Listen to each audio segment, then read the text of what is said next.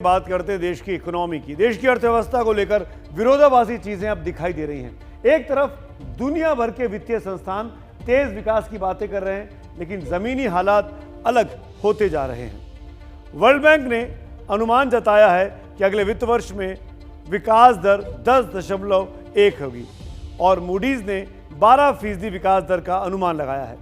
IMF ने 11.5% का अनुमान जताया है और OECD ने 12.6% का अनुमान लगाया है। आंकड़े सब अच्छा बताते हैं, लेकिन सच यह है कि कोरोना की दूसरी लहर ने दस्तक दे दी है और साथ ही गरीबी और बेरोजगारी दोनों ही बढ़ चुके हैं। ऊपर से ऐसे फैसले लिए जा रहे हैं जो सीधे बचत पर चपत लगाते हैं। देखिए हमारी ये रिपोर्ट।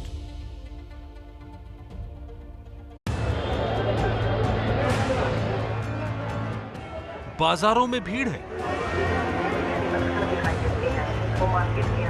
लोग खर्च कर रहे हैं। दुनिया भर के आंकड़े कह रहे हैं कि अर्थव्यवस्था सुधर रही है और आने वाले वक्त में और सुधरेगी।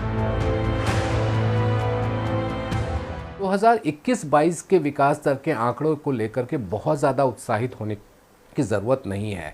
हमारे लिए सबसे महत्वपूर्ण होगा कि 2022-23 और 2023-24 उस दौरान विकास की स्थिति क्या रहती है। अगर उस दौरान हम 5%, 6% की दर से विकास करते हैं तो हम ये उम्मीद कर सकते हैं कि हमारी अर्थव्यवस्था जो है वो बेहतरी की राह पर है।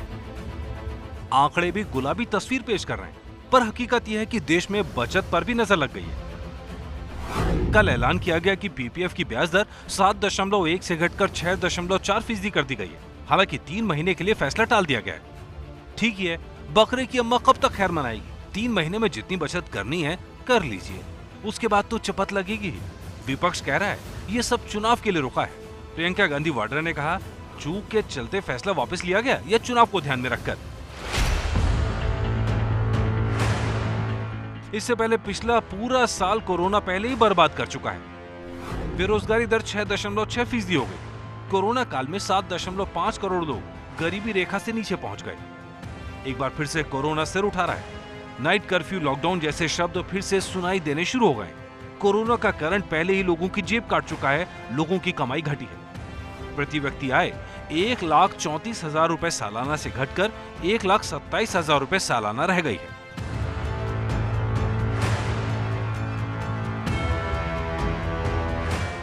ये देश की आमदनी घटने का सबूत है। ऐसे ही आंकड़े श्रम मंत्रालय की तरफ से आए थे, जिसके मुताबिक पिछले साल अप्रैल से दिसंबर के बीच 70 लाख से ज्यादा PF खाते बंद हुए, जबकि करीब 1.5 करोड़ से ज्यादा खातों से पैसे निकाले गए। यानी लोगों की नौकरियां भी गईं, उनकी जमा पूंजी भी खर्च हुई। वहीं अब बचत पर अगर चपत लगी तो भविष्य की संभावना पर भी असर पड़ेगा।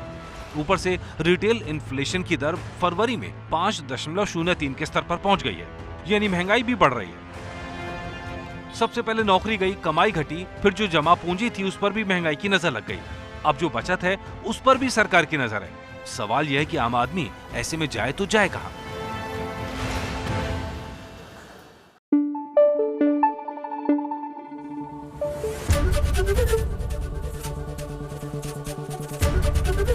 ABP न्यूज आपको रखे आगे।